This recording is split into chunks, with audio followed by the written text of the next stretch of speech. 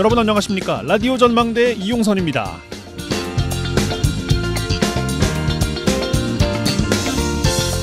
김건희 여사 명품백 수수 사건을 지휘해왔던 국민권익위원회 한 간부가 자택에서 메모 형태의 유서를 남기고 숨진 채 발견됐습니다. 김건희 여사 명품백 수수가 김영란법 위반과 공무원 행동강령이 금지하고 있는 금품 수수를 했다는 신고에 대해서 권익위가 종결 처리하면서 국민적 비난에 직면했었죠. 대통령 배우자에 대해 청탁금지법상 공직자 등의 배우자에 대한 제재 규정이 없다는 이유였습니다. 국민권익위가 아니라 김건희 권익위라는 비판과 함께 권익위원 피해는 공직자 부인에게 명품백을 선물하고 싶은데 합법이냐는 조롱성 질문이 올라오기도 했습니다. 이번에 숨진 권익위 간부, 최근 김영란법 개정안이 추진되면서 스트레스와 업무 과중을 호소하기도 했다는데요. 업무 관련자와의 식사비 3만 원을 5만 원으로 완화하겠다는 게 핵심 내용입니다. 밥값과 선물값이 돌지 않아 경기 침체로 이어지고 농축산 어민들에게 직격탄이 간다는 게 김영란법 완화의 논리가 되어왔습니다. 이번에 많은 국민들께서 김건희 여사의 명품백 사건 조사 종결을 접하고 의구심이 생겼을 겁니다.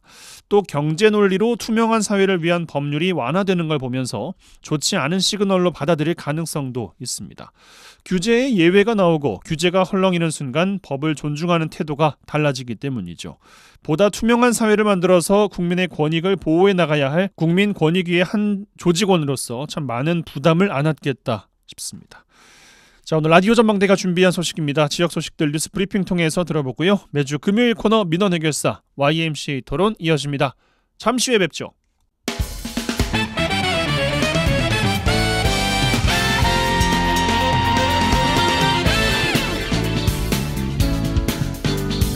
네, 8월 9일 금요일입니다. 라디오 전망대 시작합니다. 먼저 우리 지역 뉴스 정리해보죠. 뉴스 브리핑 GBS 뉴스의 차범준 편집국장과 함께합니다. 전화 연결돼 있어요. 안녕하십니까? 네, 안녕하세요. 네, 순천에서 시작합니다. 순천시가 그동안 외주 위탁 위주로 운영해온 순천만 국가정원의 운영 방식, 시 공공부문 근로자로 일부를 대체해서 운영하고 있는데 외주 운영업체 노동자들의 정규직 계약 요구나 근로조건 개선 요구에 대한 대안이라는 분석이 나오고 있어요.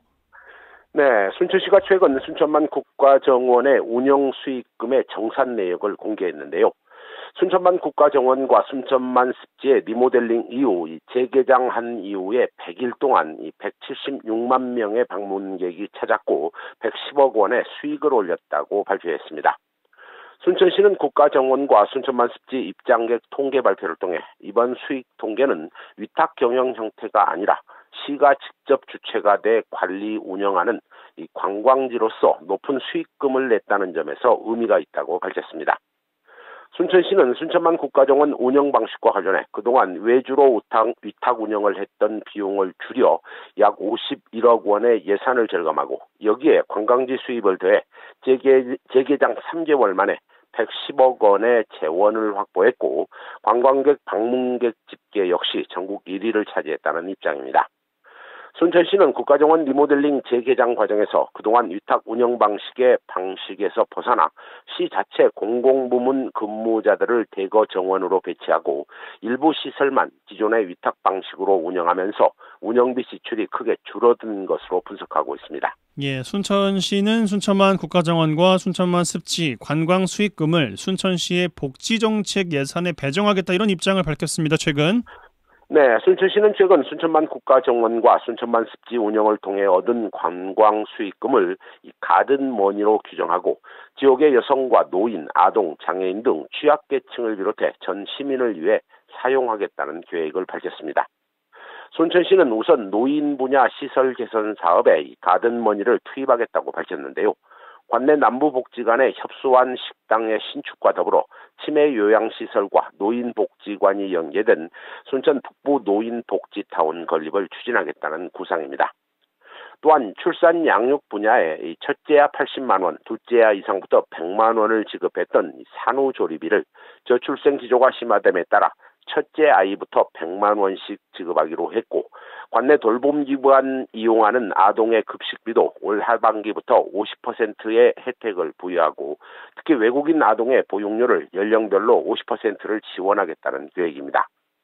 관내 벽지마을 주민들을 위해 운영하는 이 마중택시 사업도 확대되는데요.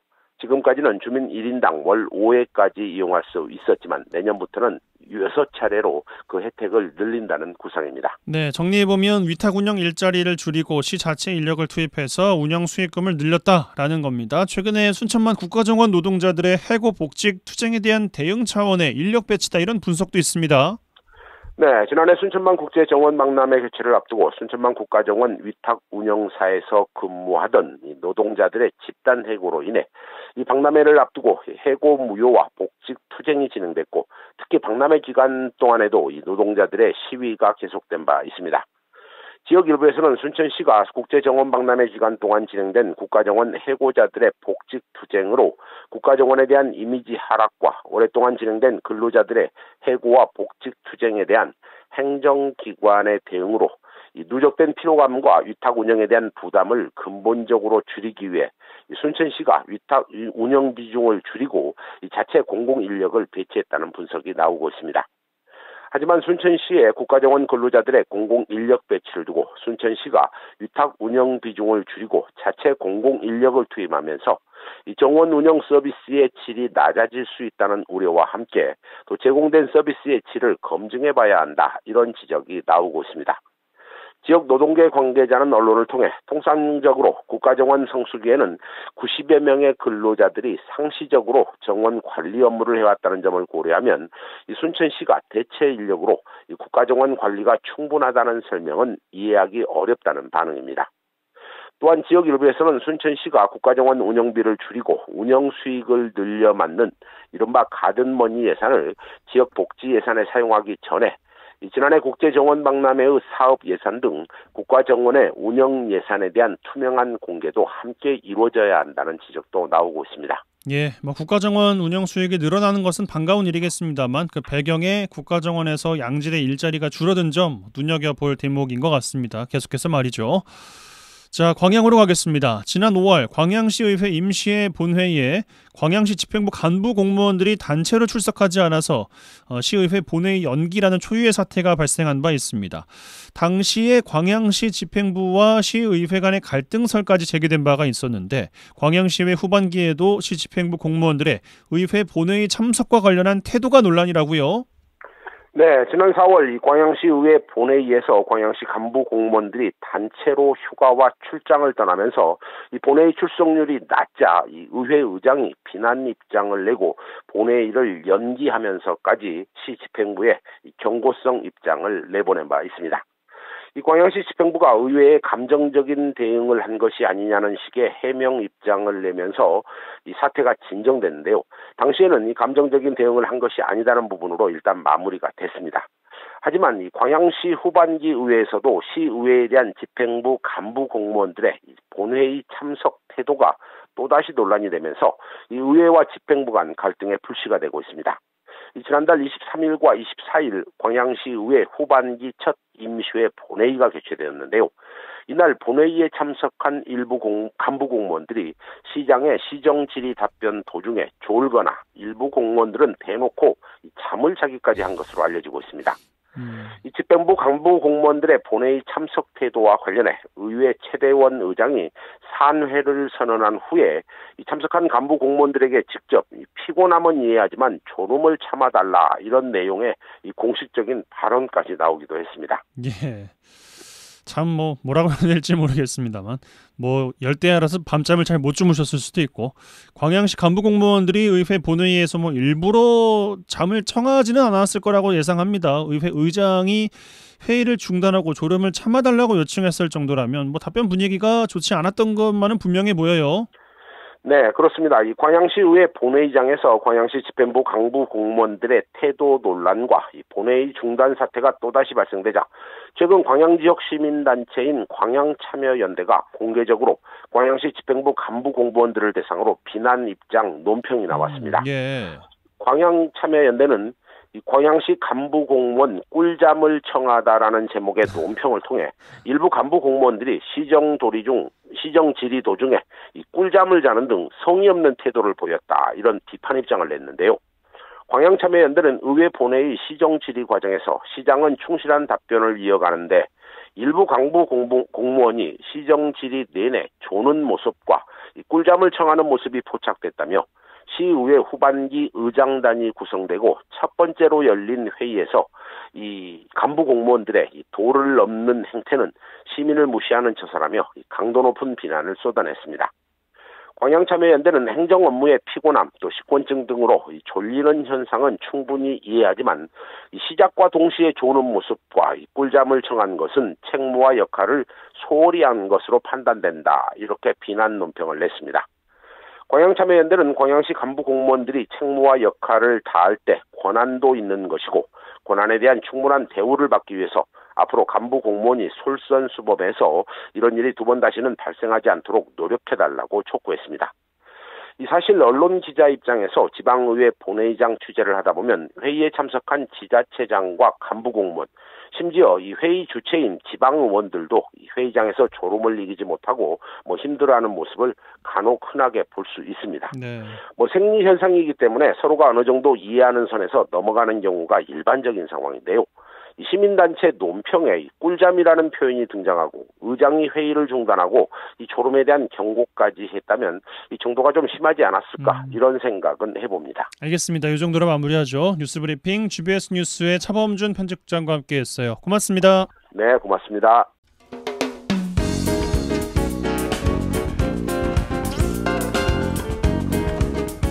고충을 듣습니다. 라디오 전망대 민원 해결사. 네, 청취자 여러분들의 민원 해결해드리는 민원 해결사 시간입니다. 이미지 리포터 나와 계세요. 어서 오십시오. 네, 안녕하십니까. 네, 오늘도 전국이 폭염특보. 아주 무더운 날씨였습니다. 네. 바닷물의 온도도 계속 올라가면서 여수 고흥 등의 해역에는 고수온 경보가 내려지고 있어요. 네, 연일 지역에 폭염특보가 유지되면서 바닷물 온도도 함께 올라가고 있습니다. 예. 이 바닷물 온도가 28도에 도달하면요, 고수온 주의보, 사흘 이상 28도 이상 기록하면 고수온 경보가 발령되는데요. 예. 이 7월 말부터 여수 지역 바다에 고수온 경보가 발령됐습니다. 평년 수온과 비교했을 때 돌산의 경우 평년보다 2도 정도 높은 상황이고 남해안 평균으로는 지난해보다 2.2도 높은 상황입니다. 제가 어저께 저녁에 아내랑 같이 밥 먹고 산책하면서 네. 그 웅천 해수욕장에 바닷물에 발목까지 담그고 좀 걸어봤거든요. 네. 많이 계시긴 하던데 바닷물 수돗물이 더 차갑더라고요. 그렇죠. 바닷물이 네. 굉장히 따뜻했던 당황스러웠던 기억이 있어요. 저녁에도 더웠으니 낮에는 얼마나 낮엔 더웠겠습니까? 더하겠죠. 그렇죠. 예. 네. 오늘 한낮에도요, 밖에 잠깐 서 있어도 힘든 무더위가 기승을 부렸습니다. 예. 이런 한여름 더위를 식히기 위해서 해수욕장을 찾은 피서객들은 예상보다 이 따뜻한 바닷물에 깜짝 놀라고 있었습니다. 제가 오늘 오전 여수 웅천 친수공원 해수욕장에 찾아왔는데요. 많지 않은 피서객들이 여름 바다를 열기시키고 있었습니다. 그런데 많은 사람들이 바다보다요, 그늘에 더 많이 앉아 있었는데요. 바닷물이 뜨거운 햇살과 모래사장에 데워지면서 물이 따뜻해지니까 나무가 더 시원하다고 앉아 계시더라고요. 나무 그늘이 더 시원해요. 네, 저도 바닷물에 이게 발을 담그고 인터뷰를 했는데 미지근하다보다는 좀 따뜻하네라고 느꼈거든요. 예. 이렇다 보니 아이들이 놀기에는 좋은 미온수지만 바다가 그만큼 오염되고 있다는 게 느껴져서 걱정이 된다고 합니다. 시민들 얘기 들어보시죠. 많이 따뜻하지. 많이 더울 정도예요. 많이 따뜻해. 모래가 뜨거운 상태에서 물이 민물이에요, 민물. 물이 더 따가워, 가요가. 오후에 제가 자주 나오거든요. 뜨거울 땐 좀 뜨겁고 모래가 많이 달궈진 상태에서 물이 들어오면 또 더 뜨겁더라고요. 가끔 시체가 이렇게 떠다녀요. 여기 딱 건져져 있어요. 이제 물 빠질 때는. 여기 양식장도 있잖아요. 그래서 그러니까 뭐 이렇게 한두 시간 동안에 한 두세 마리는 떠 있어요. 폭염 때문에 그런가 보다 생각을 했어요. 전혀 춥지 않고 좀 따뜻하고 애들 놀기에 딱 적당한 것 같아요. 그래가지고 좀 안 그래도 이렇게 추울까봐 이렇게 두꺼운 거 입어가지고 애들이 싫어했는데 폭염 때문에 이렇게 바다가 따뜻한 것 같은데요. 계속 더워지고 하니까 또 날씨가 좀 많이 좀 비도 오고 갑자기 그러잖아요. 그래가지고 좀 많이 걱정이 되긴 해요. 그냥 차갑지 않고요. 오히려 너무 뜨거워가지고 저 안에 들어가도 막 시원하고 차가운 느낌은 전혀 없고요. 되게 뜨겁고. 아니 뭐 해수욕장에서 가는 논 거야 뭐 그렇다고 치는데 네. 이 바다가 지역에 양식 어가들 참 많잖아요. 그렇죠. 남해바다는 고수온, 산소 부족, 물덩어리, 적조, 삼중고라고 하는데 고수온이 가장 큰 문제예요. 네, 이미 고흥군 한 육상 양식장에서는요, 최근 일주일 동안 강도다리 20만 마리와 넙치 5만 마리가 폐사를 했습니다. 네. 또 얼마 전 여수 돌산 한 양식장에서요, 감성돔 2만여 마리가 폐사된 신고가 들어와서 이 고수온 관련성을 조사 중에 있습니다. 이렇게 이번 주를 시작으로요, 지역 양식장 양식장에서 폐사 신고가 조금씩 들어오고 있는 상황입니다. 근데 문제는요. 올해 수원 현황이 200억 원대 피해가 발생했던 지난해에 비슷한 흐름을 보이고 있어 더욱 비상에 걸리는 겁니다. 네. 이 양식장마다 뜨거워지는 이 바닷물을 식히기 위해서 액화산소를 집어넣는 산소 공급기가 실습 돌아가지만 불안한 마음은 어쩔 수 없다고 합니다. 어민들은 망연자실한 마음으로 수온이 더 오르지 않길 바라는 마음만 있다고 합니다. 어민들 얘기 들어보시죠. 요 고수는 어떻게 할 수가 없어. 육상에서 양식하는 뭐 민물장 같은 거 그건 지하수 퍼 올리면 그냥 간단히 해결돼. 근데 바다는 저걸 뭐 어떻게 냉각할 수가 없잖아 물을. 그러니까 고수원 때는 참 힘들어. 육상에 뭐 수조처럼 가둬놓은 게 아니라 계속 물이 흘러오는데 산소 발생이 해놨다고 그게 계속 유속 쌀 때는 초당 뭐 2m, 15, 쌀 때는 초당 2m 갈 수도 있거든. 똑딱 사이에 저까지 가버린 물이. 근데 기후 온난화 때문에 수온도 좀 많이 올라가면 어쩔 때 보면 살얼음을 걷는 기분이 겨울에 0몇 도 차이 때문에 고기가 살고 죽고 그러거든. 적조는 낮에는 사람들이 보니까 밤에 적조가 발생해가지고 우리 없을 때 적조하고 다 죽어버려. 이 가두리 양식장 어민들은요 매년 고수온 주의보가 발령되면 새벽부터 저녁까지 양식장에 나가 고군분투한다고 합니다. 그런데 고수온으로 인해 적조 예비 특보까지 내려졌습니다. 이 대량 번식한 플랑크톤이 해양 생물의 독성 물질을 분비하면서 양식 어류들 폐사로 이어지기 때문에 더욱 방제 활동에 집중하고 있는데요. 네. 이 당국에서는 피해를 최소화하기 위해서 어류 선별 작업 또 양식 어류에 대해서 사료 공급 중단 등 권장하고 있고 비상대책본부를 가동하고 있지만 이 지구 온난화, 기후 변화 등 이런 자연재해 원인이 되면서 사실상 뚜렷한 대책은 없는 상황입니다. 그러다 보니 이런 피해는 고스란히 어민들에 전해지고 있는 상황입니다. 예, 그렇습니다. 참 안타까운 상황이 이어지고 있는데 언제까지 이렇게 이어질지 모르겠습니다. 더 답답한 상황. 민원 해결사 이미지 리포터와 함께 전해드렸어요. 고맙습니다. 네, 감사합니다.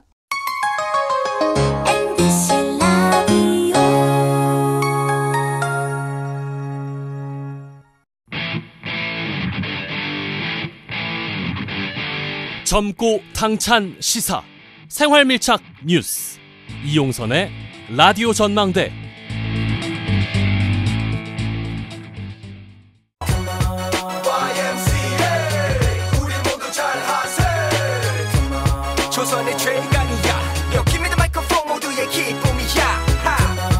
더 이상 짜고 치는 고스톱은 없다. 우리도 대본 없이 토론한다. 지역 대표 스피커 두 분과 함께하는 YMCA 토론 시간입니다. 여수 순천 YMCA 김대희 김석 사무총장 두 분과 함께 또 한 주 정리해 보겠습니다. 두 분 어서 오십시오. 네, 안녕하십니까. 네, 안녕하세요. 김대희 총장님 어제 세종시 갔다 오셨잖아요. 네네네. 예, 고생 많으셨습니다. 비도 왔던데. 예, 비가 그 당시 오더라고요. 막 집회를 시작하려고 할 때 왔었는데 여수 시민들 270명이 갔었거든요. 그 중에서 한 뭐 60, 70대 어르신들은 한 4, 50명 정도밖에 안 되고요. 대체적으로 30대에서 50대 사이 젊은 우리 뭐라 그럴까 우리 시민들이 많이 가셔가지고 요즘 또 새로운 집회 행태를 볼 수 있습니다. 이건 동원된 집회가 아니라 자발적으로 갔다라고 좀 봐야 되는 측면이 있는데 버스 10대 갔다면서요? 네, 10대 갔습니다. 그래서 저도 이렇게 대규모 집회를 가지고 여수를 벗어난 적이 저도 한 20년 만에 처음이라서 근데 어떻든 뭐 기재부가 박람회 2012 여수 세계 박람회 때 3,600억 선투자금을 내년도에 일시적으로 갚아라.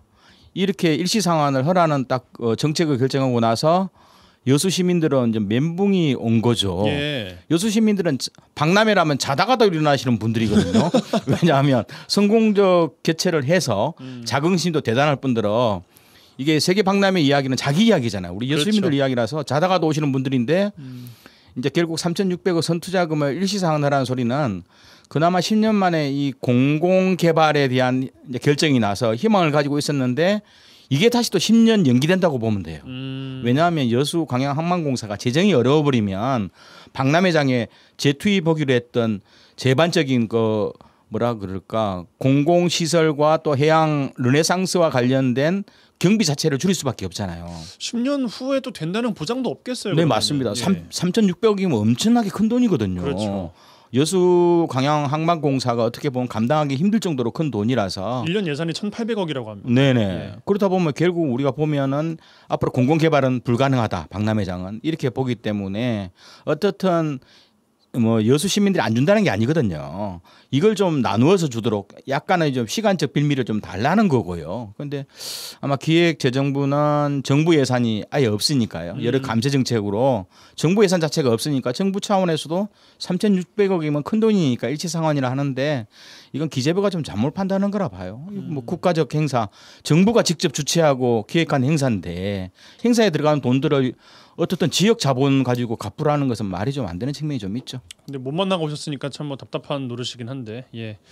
아무튼 뭐 이제 그런 일이 있었고 이번 달이 고비다라는 것을 이제 어제 최황지 기자와 함께 또 짚어드렸습니다. 또 직접 갔다 오신 김대희 총장님이 또 마침 계신지라 말씀 좀 여쭤봤고요. 고생하셨네요. 그러니까요. 네, 예. 지역을 위해서 고생하시느라고 살이 쪽 빠지셨습니다. 저도 10년 만에 이 대규모 집회 사회를 봐가지고 네, 습관이 안 돼 있더라고요. 예.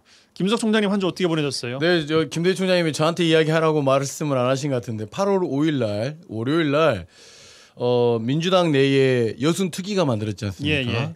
그래서 주철현 위원장님, 그리고 김문수 부위원장님, 조계원 의원님, 그다음에 권양현 의원님, 문군주 의원님 5분의 의원님과 그다음에 여순 역사왜곡 저지 범국민 대책위 김대희 총장님을 포함해서 제가 집행위원장을 맡고 있는데 이분들이 국회에서 일단 간담회를 가졌습니다. 간담회를 갖고 대체적으로는 일단 조사 기간이 10월 5일로 지금 현재 법상으로는 끝이 나거든요. 네. 이제 이렇게 되면 사실상 여순 조사와 명예회복과 진상규명 활동이 거의 중단이 돼버립니다. 조사 기간이 종료되고 난 6개월 이후에 진상조사 보고서가 만들어지고 그다음에 그 또 6개월 뒤에 여순위원회의 임기가 끝나버리면 사실상 종료가 되는 거라 대단히 시급하게 어쨌든 조사를 남겨놓고 있는 7,400여 건 이상이 희생자 신청을 했지만 그중에 9%도 안 되는 사람들밖에 지금 현재 그 심사와 인정이 안 되고 있는 것은 대단히 심각한 문제이기 때문에 뭐 역사 왜곡 이런 문제도 대단히 심각하지만 일단 조사 기간이라도 연장하는 특별법을 좀 개정해 달라라고 하는 것들 좀 강력하게 요구하고 왔고 그날 이제 간담회 일정이 원래는 오후 2시였는데 12시 30분에 시작이 됐어요.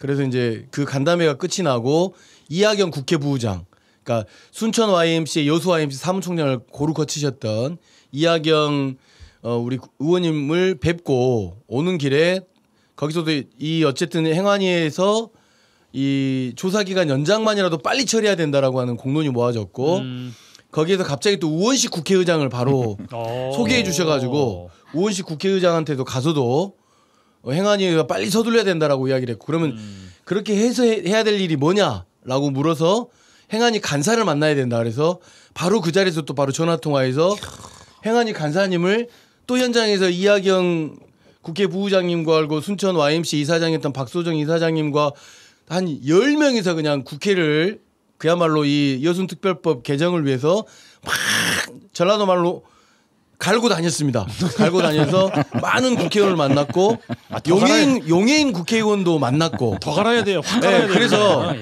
갈아버려야 돼. 일단은 이 10월 5일 조사 기간을 연장해야 된다라고 하는 공론까지는 모아졌는데 문제는 지금 현재 국회가 최근에 최상병 특검 문제 그다음에 그 방통위 문제 그다음에 난맥이에요 진짜. 예 그리고 행안위에서는 경찰 맞아요. 마약 수사 외환 문제 이것 때문에 지금 현재 이게 현안의 중점이 될 수는 없다라고 하는 것들이 있어서 다음 주부터 또 국회에 가서 또 갈고 다녀서 의원님들을 설득하고 하는 과정들을 해야 되지 않을까 이런 생각을 좀 갖고 있습니다. 예, 알겠습니다. 그리고 이제 중요한 성과는 9월 안에 국회 안에서 주철현 의원께서 전라남 도당 차원의 여순특별법 개정 토론회를 좀 개최해가지고 분위기를 좀 만들자 뭐 이런 것까지는 좀 의미가 모아진 것 같고요. 하여튼 주철현 의원님, 김문수 의원님, 조계원 의원님, 권양현 의원님, 문근주 의원님 여순특별법 이 조사기간 연장이라고 하는 이 법률 개정안을 위해서 정말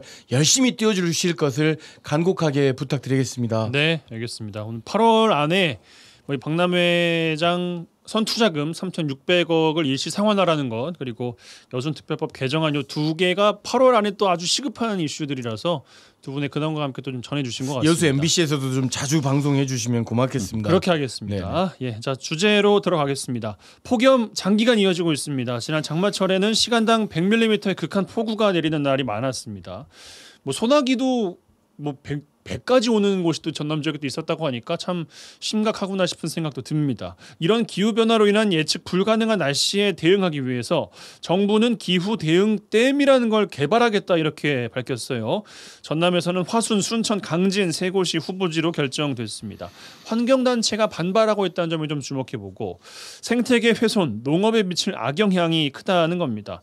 기후위기의 대응책으로서 댐 개발 어떻게 생각하시는지 궁금합니다. 이 환경부 장관이 새롭게 또 자리를 하시면서 관련된 안건이 좀 올라온 것 같은데 김대희 총장께 먼저 드릴까요? 네, 저는 뭐 이 내용을 보면서 일단 뭐라 그럴까요? 이명박 정부 때 4대강 16개 보생각이 좀 나더라고요. 이 16개 보를 만들 때 4대강 사업을 할 때 농업용수 공급하고 홍수 조절 관리라는 목적하에 16개 보사업을 했는데 거기에 대한 여러 환경 파괴적 행위와 실제 기능을 못하고 있다는 것이 지금 확인이 되고 있는 상황이잖아요. 그런 상황에서 환경부가 이 14개 기후 대응 댐이라는 내용으로 또다시 농업 용수 관리 목적과 또 홍수 조절 목적이라는 내용으로 이 대규모 댐들을 만들어내는 과정을 보니까 이게 다시 이명박 정부 때 이 정책을 수반했던 사람들이 윤석열 정부에 그대로 들어왔거든요. 이게 정책을 좀 다습화하지 않는가 측면이 있고, 두 번째로는 애초에 댐 수질 관리 사업은 국토교통부 업무 소관이었었어요. 그런데 이제 이것이 환경부로 일어나되면서 환경부가 가지고 있는 물관리 정책들이 좀 문제가 있는 거 아니냐. 옛날에 그 국토교통부 올 때는 댐을 만들 때도 환경부가 반대 입장과 환경 위한 평가 입장을 견제하면서 어떻든 국토부의 이 댐 건설 정책에 대해서 견제 부서가 있었잖아요. 그런데 지금 이제 환경부로 가버리니까 이 견제도 안 되고 결국 마음 놓고 그냥 토목개발공사로 가버리는 행태에 대한 문제점이 이번 14개 기후 대응 댐의 좀 정책 속에서 나온 것이 아닌가 좀 생각을 해봅니다. 김석 총장께 이어드리겠습니다. 네, 일단 이름 자체가 기후 대응 댐이에요. 그러니까 이 정책 의도를 놓고 보면 상당히 좀 시적절하다라고 볼 수 있는 거란 말이에요. 근데 이제 내용상 놓고 보면은 구체적인 내용상 놓고 보면은 홍수 그다음에 재앙적 가뭄에 대응한다는 측면이 크거든요. 근데 그렇게 놓고 본다고 했을 때 지금 환경부에서 내놓고 있는 이 기후 대응 댐이라고 하는 것이 그러니까 댐이라고 하는 것이 홍수 조절이랄지 물이랄지 이런 부분에 일정 부분 역할을 하는 건 맞는데 대규모적으로 지금 우리 지역 놓고 보면 그 주암댐에 상류에 있는 동복 지역에 그러니까 화순 지역이죠. 그다음에 가까운 우리 여수 순천 지역에서는 순천의 뭐 옥천 정수장 쪽에 댐을 설치하는 것이 이게 과연 그 기후 대응 댐에 걸맞는 게 맞는 거냐? 그러니까 댐을 건설한다는 건 맞는데 이 댐을 건설하기 위해서 기후 대응이라고 하는 말을 너무 좀 갖다 붙인 게 아닌가. 그러니까 결국 댐 개발이라고 하는 것에 대해서 댐 개발을 하게 되면 결국은 주변 환경 영향 평가나 주변 환경을 파괴하는 것은 불을 보도 뻔하지 않습니까?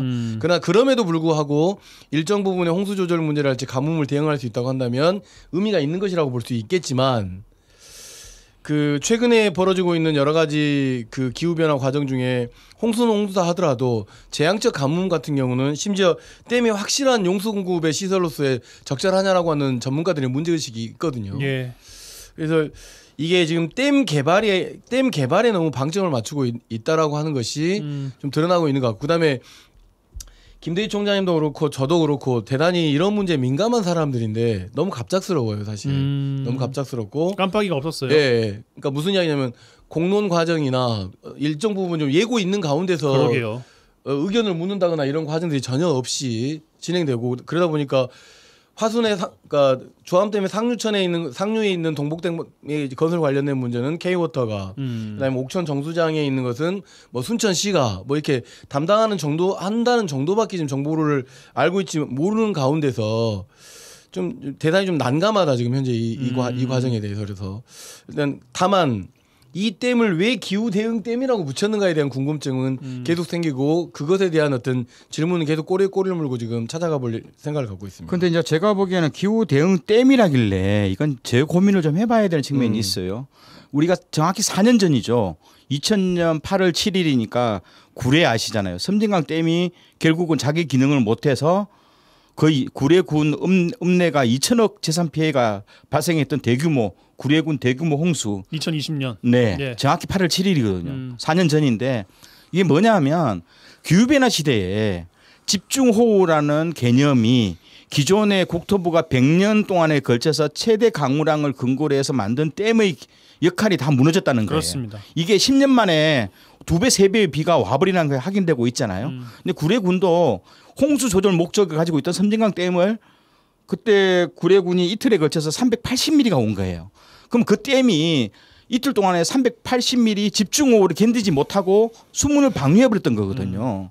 그렇다 보면 순천 같은 경우가 만약 이번에 들어와 있던 옥천 와룡저수지 요 용량을 8배를 늘려서 만들겠다고 했는데 예. 네. 그 말은 뭐냐면 요게 지금 120mm, 150mm 기준으로 하루에 그 용량을 기준으로 댐을 건설하겠다는 거예요. 그럼 만일 이틀에 걸쳐서 500mm 오면 어찌 될 거예요. 그럼 결국은 이 댐의 물을 수문 방류해야 되는 거예요. 그렇다 보면 하루 지역에 있는 순천 시내는 완전 물바다 되는 거거든요. 그 말은 뭐냐면 현재 기후 변화가 극심하게 이루어진 시기에는 물의 양, 폭우의 양을 상상하기 힘들 정도로 변화될 수 있는데 만일 그러면 현재 120mm, 150mm 기준으로 만들었던 댐이 이틀에 걸쳐서 400mm 와버리면 순천 27만 도시는 28만 도시는 물바다가 돼버리는 거예요. 그럼 애초부터 이 댐은 건설하지 않아야 될 댐인 거거든요. 그런 측면에서 기후변화 대응이라는 용어 자체가 오히려 시민들을 현혹시킬 수 있는 용어다 이렇게 볼 수 있는 거죠. 그러니까 1차원적 논리로 그러니까 댐을 만들면 홍수와 가뭄이 도움될 거다라고 하는 것들은 어떤 댐의 역할과 기능 중에 하나예요. 네. 근데 이제 기후 대응 댐이라고 하는 건 불확실성에 대응하는 거잖아요. 그러면 이제 기본적으로 이것에 대한 과학적 접근은 연간 강수량이 어떻게 되는지 그동안에 그 댐이 들어설 지역 내에서의 뭐 홍수와 가뭄에 대한 빈도수는 어떻게 되는지 이런 것들이 좀 구체적인 발표가 되고 지역민들과 상의한 끝에 이런 상황, 이런 과학적 근거에 따라서 예측 불확성이 다음과 같으니, 그러니까 방금 김대중 총장이 말씀한 것처럼 물그릇을 이고 사는, 그러니까 물폭탄을 이고 살 수도 있는 거거든요. 자칫 잘못하다가. 그런 어떤 불안정성이 있기 때문에 주민들과 함께 설득하고 또는 과학적 전문가들의 어떤 이야기를 먼저 나서고 과학적이고 전문가들의 입장에서 이 댐의 기후 위기에 관련해서 불확실성 때문에 댐이 건설돼야 된다라고 강력하게 요구하는 것들이 좀 있는 가운데서 주민이 좀 설득되고 하면 좋을 텐데 좀 너무 일방적인 발표이지 않았나라고 하는 생각이 좀 들고. 그 옥천 댐이, 그러니까 지금 옥천 정수장이 어디 있는지 잘 모르실지 모르겠지만 옥천동으로 올라가는 그 와룡조수지, 와룡조수지 쪽 와룡조수지가 있는데 그 규모를 거의 10배 가까이 키운다라고 했을 때 생기는 그 주민 불안 요소들도 지금 현재 조금씩 나오고 있는 거란 말이죠. 그러니까 이건 정확하게 제가 지금 말씀을 드릴 수 없지만 어쨌든 불확실성 때문에 생기는 물폭탄과 물 그릇을 일 정도로 그게 좀 시급한 문제였느냐. 요 질문에 대해서 환경부에서 좀 대답을 줘야 된다고 생각합니다. 그 원칙은 그 순천 옥천 와룡저수지가 이게 원칙대로 환경부대로 기후 대응 댐의 역할을 홍수전 목적으로 한다면 기존 8배가 아니라 제가 보면 15배 이상 커져야 되는 거예요. 훨씬 더 크게. 네, 훨씬 크게 돼야 하는데 그건 사실상 불가능한 거잖아요. 그렇죠. 이게 단순하게 순천 권역이 아니라 동북권 권역의 기상 문제하고도 환경 문제와도 관련돼 있고 다양한 생태계 보존 문제가 되어 있기 때문에 결국은 우리가 홍수 조절 목적은 현재의 기상이변, 기후변화가 일상화된 상황 속에서는 기존의 그 토목학적인 관점보다도 3배에서 4배 이상 강력화된 기준으로 확대돼야 되는데 좁은 국토에서 그렇게 해보려면 다 대규모 댐으로 가야 되는 거예요. 그렇다 보면 환경적 내용도 가치에도 맞지 않고 실제로 이게 홍수 조절용 목적이 실패한다라고 했을 때 그 피해는 천문학적인 피해가 그 도시권역을 덮치게 되는 거죠. 이게 이제 순천이라고 하는 지역이 이제 지금 거론됐기 때문에 놓고 보면 순천에 이제 옛날부터 삼산 이수의 도시잖아요.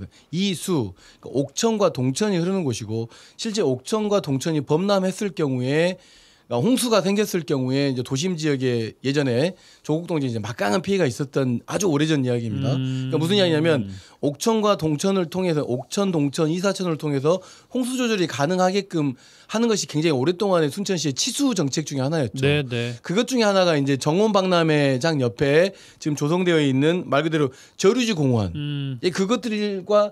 그것들도 대규모의 예산을 들여서 지금 현재 투자를 해서 개발을 해놓고 저류지 공원도 만드는데 이것과 또 그 옥천 상류에 있는 이 와룡 저수지의 이 그 댐이 과연 이제 어떤 상관관계인가 이것도 시민들은 되게 궁금해할 수 있다는 거죠. 그러니까 와룡 저수지에서 물이 왈칵 쏟아졌을 경우에 생기는 이 뭐랄까 불안 요소들이 시민들이 좀 커질 수 있다. 물 항아리를 잃을 수도 있다라고 하는 것이 지금 전남 녹색연합에서 내놓은 그 성명서 내용 놓고 보면 상당히 조금 뭐랄까 의미 있는 성명서를 지금 현재 내놓았거든요. 그것에 대해서 순천시든 K워터든 환경부든 이것 관련된 순천 시민들의 불안 요소를 좀 제거할 필요는 있습니다. 그 언론사의 환경을 다루는 기자 몇 분이나 또 환경 전문가분들 보면은 이런 말씀을 하세요. 환경부 장관 최근 임명되신 김완섭 장관께서 기재부 출신이다. 2차관 출신이다. 그리고 물관리정책실장 국토부에서 2018년에 전입을 환경부로 했다. 수자원 정책관 역시 국토부에서 2018년에 환경부로 전입을 했다. 어찌 보면 외부 토목 세력의 작품이 될 수도 있을 것이다라는 우려를 좀 하시던데 어떻게 보십니까? 제가 이제 그 말을 좀 하려고 했는데 사실상 이 갑작스러운 기후 대응 댐이라고 이름을 붙인 것도 논리적으로 댐의 1차원적 기능을 지금 현재 시대에 걸맞는 기후 대응과 연관해서 이 토목 공사를 해야 되는 나름대로의 그 이 정책을 제안했던 사람들이 만들어낸 이 기조가 아닌가 싶은 생각이 좀 드는 것이죠. 바뀌자마자 갑자기 이런 정책이 쏟아지니까 당황스러울 수 있죠. 그러니까 제가 계속 이야기하는 공론화되지 않았다, 전문가들의 의견을 묻지 않았다, 좀 더 기존에 진행되었던 치수 정책과도 좀 갑작스럽다라고 하는 순천의 예를 들어서 이야기했지 않습니까? 이건 결과적으로 놓고 본다고 하면은 앞서 김대 총장님이 처음에 말씀하셨던 것처럼 4대강 때에 토목공사를 주로 했던 사람들에 의해서 4대강 사업이 개발 사업으로 변질된 것과 무관치 않은 건 아닌가라고 하는 의심을 떨칠 수가 없습니다. 그러니까 기후 대응이라고 하면 뭐 환경단체나 아니면 뭐 오랫동안 계셨던 분들이나 같이 논의를 했어야죠. 논의가 된 다음에 돼도 전혀 어색하지 않을 그런 이름이잖아요. 기후 대응 댐이라고 하면. 근데 왜 이렇게 갑작스러웠을까? 김대 총장 어떻게 보십니까? 그래 저도 막 처음에 이야기했던 14년 전에 이명박 정부 때 4대강 사업을 하는 제2탄 4대강 사업이라고 저는 보는 거고요. 그래서 오히려 환경을 고민하고 남들은 다 파기하더라도 그걸 지켜야 될 본연의 책임이 있는 환경부가 오히려 4대강 제2차 사업을 진행하려는 주체가 돼버린 것이 저는 굉장히 한탄스럽다고 보는 거고, 실제로 우리가 기후 대응 영역을 고민한다면 기존의 대규모 홍수라든가 폭우에 대비해서 하천 관리 정책이라든가 기존의 낡은 뚝이라든가 저수지들을 보강하는 정책에 우선적 중심에 둬야 되는 거고요. 그리고 실제로 농업용수가 부족하다 그런다면 기후변화 시대에 그럼 새로운 작물을 변화시켜야 되는 측면도 있어요. 물을 많이 필요로 하는 그런 작물보다는 어떻든 새로운 기후 생태계의 변화 속에서 잘 적응할 수 있는 농작물 변화도 고민해봐야 되는 종합적 개념을 좀 가져야 되는 측면이 있고요. 그리고 실제로 농업용수나 아니면 공업용수, 생활식수의 부족이라는 문제는 결국은 이 물이 필요로 하는 뭐 공장이라든가 아니면 도시생활 권역에 기존의 그 낡은 수도관이라든가 배관 영역을 새롭게 좀 수정해내고 혹은 또 물을 재활용해 나가는 보다 더 좀 친환경적이고 그리고 물을 전략하는 이런 물 수요 관리 정책 영역으로 좀 정책들의 변화가 있어야 되는데 무조건 댐을 설치하고 나면 뭐 다 될 거라고 보는 댐 건설 만능주의가 저는 정책에 있어서 상당히 문제다. 결국은 구례 대홍수도 섬진강 댐 수문 관리 잘못한 거 아니에요. 그러니까 댐이 그 역할을 기능을 조금만의 뭐 집중호우에도 그 기능을 못 해버리는 관리 부실인데 향후 이런 기후변화 대응댐 14개를 만들어 놓고 관리 부실이 됐을 경우 환경부가 책임져야 되는데 구례댐 보더라도 정부가 책임 안 졌거든요. 그 구례 시민들이 2천억 이상의 피해 보상 요구했을 때 정부는 책임이 없다고 뒤로 발 빠져버린 거 아니에요. 그 김석 총장님, 네. 김완섭 환경부 장관이 순천 주암댐 찾았을 때 노관규 시장께서도 같이 계셨잖아요. 네네. 이런 말씀을 하셨어요. 쓸데없는 갈등 상황은 빨리 마무리해서 추진하도록 하겠다라는 이야기를 했거든요. 어떻게 읽고 계십니까? 왜냐하면 요 관련된 곳이 7년 전에도 추진을 하려다가 무산이 된 곳이라고 또 알려져 있더군요. 그 와룡 저수지 말씀하십니까? 예. 그러니까 이제 뭐 갈등이 유발될 수 있다라고 하는 것을 알고 있다, 인지하고 있다라고 좀 느껴지고요. 또 한편으로 봐서는 환경부 장관이 왔고 그다음에 그 댐 건설 관련된 기후대응댐 개발 사업에 대해서 이야기를 하고 있는 와중에 지역으로 선정된 지역에 대해서 주민 갈등 문제를 구체적으로 봉합하고 또는 주민들이 뭐 치수 정책이 우리는 동천 중심으로 됐었는데 이것을 와룡 저수지 쪽으로 옮기겠다 뭐 이런 이야기를 하기는 어려운 조건이었으라고 생각해요. 그러나 이제 굉장히 좀 중요한 모멘텀이 될 수 있다. 요 와룡 저수지 안에 그 건설될 댐 건설 관련된 부분은 순천시가 해야 되는 순천시 그다음에 동복댐은 이제 뭐 K워터 뭐 이렇게 돼 있잖아요. 그렇기 때문에 갈등이 유발될 거라고 지금 현재 노광규 시장께서도 조금 예측하고 있는 것 같아요. 근데 이것을 잘 조정하는 역할이 또 시장의 역할이기 때문에 일단 갈등을 조정하기보다는 이 정말 댐이 필요한 것인지에 대한 검토부터 공론화를 좀 하는 과정을 꼭 거쳐주실 거 좀 부탁드리겠습니다. 네, 김대희 총장님 그 지역에 반대론이 있습니다. 근데 뭐 지자체도 짚어보면 전남도 정부의 신규 댐 건설 계획을 지지하고 있습니다. 오히려 정부의 이 다목적 댐 건설을 건의한 상태거든요. 어떤 말씀 주고 싶으세요? 저는 그래서 좀 김영록 도지사의 사고 구조가 저는 좀 의문스럽거든요. 보통 우리가 때리는 시어머니보다도 말리는 시누이가 더 밉다고 하잖아요. 그럼 환경부 그런 입장을 한다면 이 정보를 미리 한 달 전부터 알고 있었던 김영록 지사는 지역 주민들의 입장이나 내용을 청취를 했었어야죠. 오히려 하순군은 반대 입장을 보였잖아요. 하순군은 그렇죠. 반대 입장 보였는데 김영록 지사가 이거 무시해버린 거예요. 왜냐하면 하순군도 기존의 동북댐을 보면서 여러 가지 피해 상황이 발생되니까 그럼에도 불구하고 환경부는 뭐 어떤 대답도 오고 묵묵부답하니 도저히 못 믿겠다고 하순군은 반대해버리는 거 아니에요. 그러면 최소한 180만 전남 도민의 대표자라면 김영록 지사는 이 반대 의견이 뭔지를 가지고 환경부에 강력히 문제 제기를 해서 가야 되는데 결국은 수계관리기금 전라남도에 좀 많이 주라. 그리고 뭐 민원성 청탁을 했잖아요. 환경부 정책으로 집행해야 될 전라남도가 좀 받아야 될 그 민원성 청탁을 하고 있잖아요. 그 보면 예산 따는 것에 혈안이 있었다. 탄소 중립 선도도시 공모 사업이라든가 또 전라남도가 관리하는 지방하천들이 대부분 저수지나 이게 지방정부가 관리하잖아요. 여기에 대해서 환경부가 약간 좀 관리 기금은 좀 덮였다. 이건 민원성 청탁하고 있었잖아요. 이게 과연 제대로 의식이 박혀 있는 도지사인지 저는 상당히 이제 궁금한 측면이 있는 거고.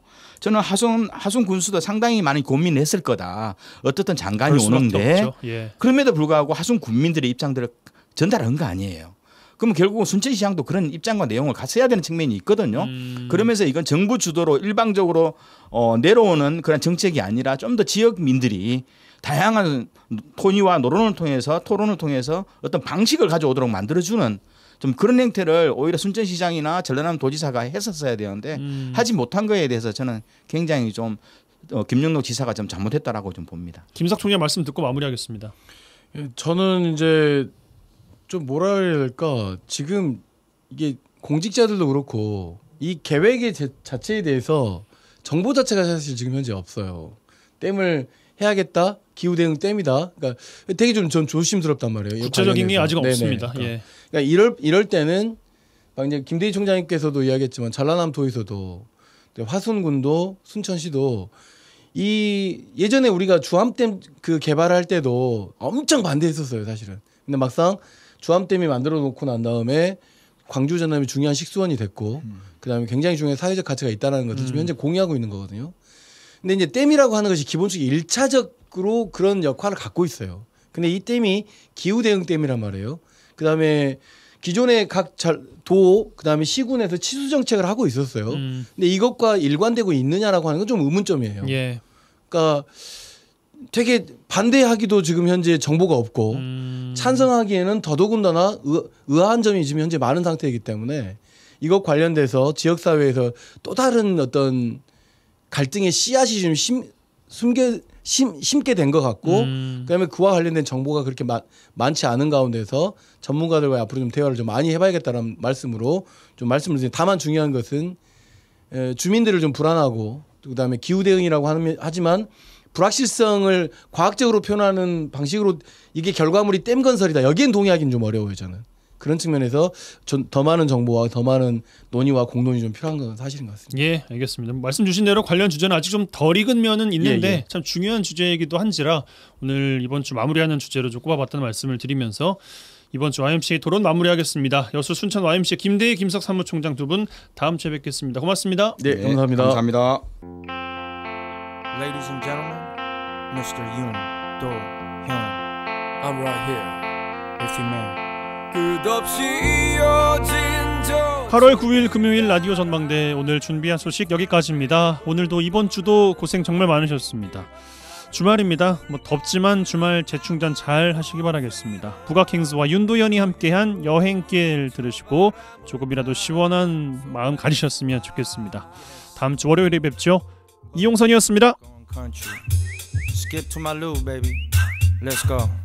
Yo, 난 잠이 들려면 시끄러운 차 소리에 그 아름다운 밤은 망가지고 난 다시 깨고 누가 잘못한 건 없지만 단 내일이 시작하기 전에 머리 아파 난 시간에 쫓겨 내 생활이 없어 스트레스 때문에 내 허리살은 들어 탁한 공기에 두통은 더 심해져 이래선 안 돼 더 이상은 못 참아 옷장을 열고 편한 옷으로 갈아입고 편히 쉴 수 있는 곳으로 후 햇살은 따뜻하고 날아가는 기쁜 마음으로 Let's go 나를 찾아 떠나가리요 Let's go 서울에서 제주까지요 산을 넘고 강을 건너가리요 한라산에서 백두산까지요 끝없이 이어진 저 철길 따라 기타를 메고 떠나는 여행길 나무 그늘 같은 나만의 홈스위트홈 여유로운 저 바람을 타고 So let's fly We gon' do it I told you man We gon' do it Let's fly We gon' do it I told you man We gon' do it 낡은 기차 창가에 앉아 덜컹거림을 리듬으로 삼아 노래를 부르며 기타를 튕기며 어느새 달빛에 내가 물들어 아주 오랜만에 하늘을 봐 별들이 가득하니 아늑한 밤 귀뚜라미 소리와 시원한 바람 난 지금 자연과 하나가 된다 바람아 혹시 여자인가 담배불을 꺼트려도 난 네가 좋아 기차가 오지 않길 바래 그저 이대로 이곳에 머물래 가자 나를 찾아 떠나가리요 Let's go 서울에서 제주까지요 산을 넘고 강을 건너가리요 한라산에서 백두산까지요 One more time baby 나를 찾아 떠나가리요 Let's go 서울에서 제주까지요 산을 넘고 강을 건너가리요 한라산에서 백두산까지요 끝없이 이어진 저 철길 따라